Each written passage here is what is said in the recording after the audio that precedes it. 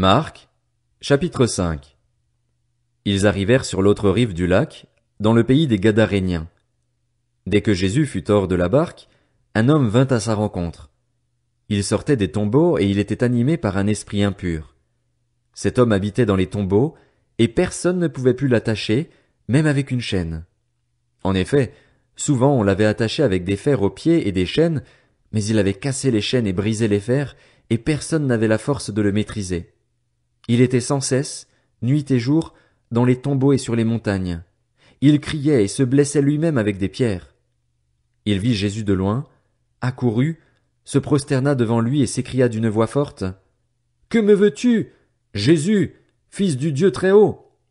Je t'en supplie au nom de Dieu, ne me tourmente pas. » En effet, Jésus lui disait: « Sors de cet homme, esprit impur. » Il lui demanda: « Quel est ton nom? » « Mon nom est Légion, car nous sommes nombreux, » répondit-il. Et il le suppliait avec insistance de ne pas les envoyer hors du pays.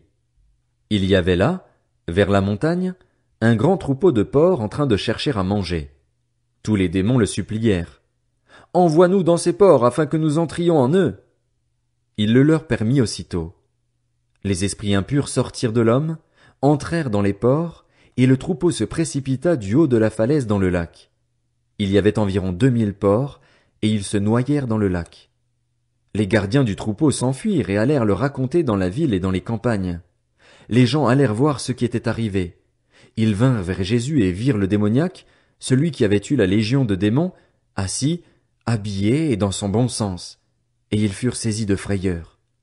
Ceux qui avaient été témoins de la scène leur racontèrent ce qui était arrivé au démoniaque et aux porcs. Alors ils se mirent à supplier Jésus de quitter leur territoire. Comme il montait dans la barque, celui qui avait été démoniaque le suppliait, demandant à l'accompagner.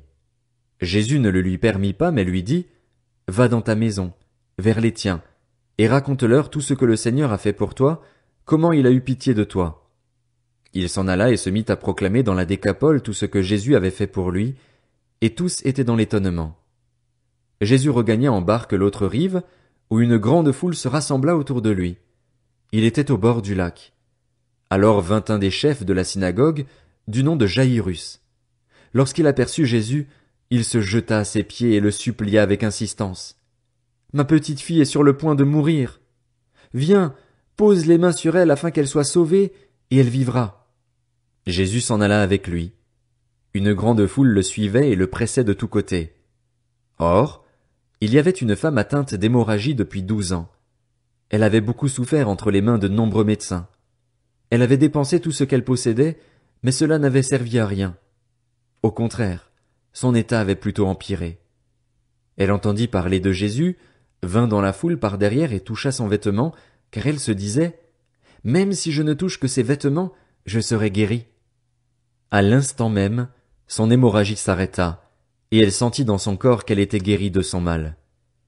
Jésus se rendit aussitôt compte qu'une force était sortie de lui.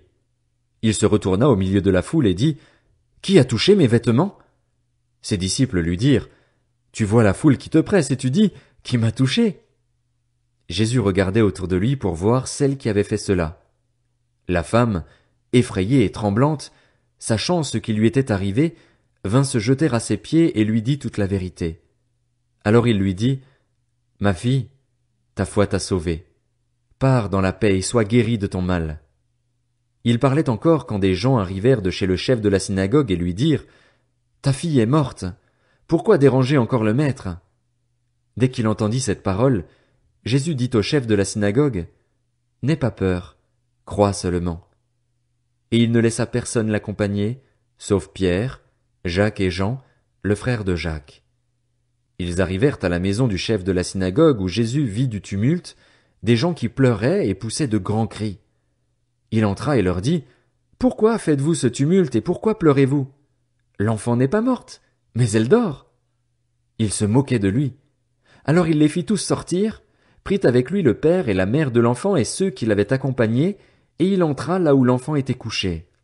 Il la prit par la main et lui dit: « Talitha koumi », ce qui signifie: « Jeune fille, lève-toi, je te le dis. » Aussitôt la jeune fille se leva et se mit à marcher, car elle avait 12 ans. Ils furent aussitôt remplis d'un grand étonnement.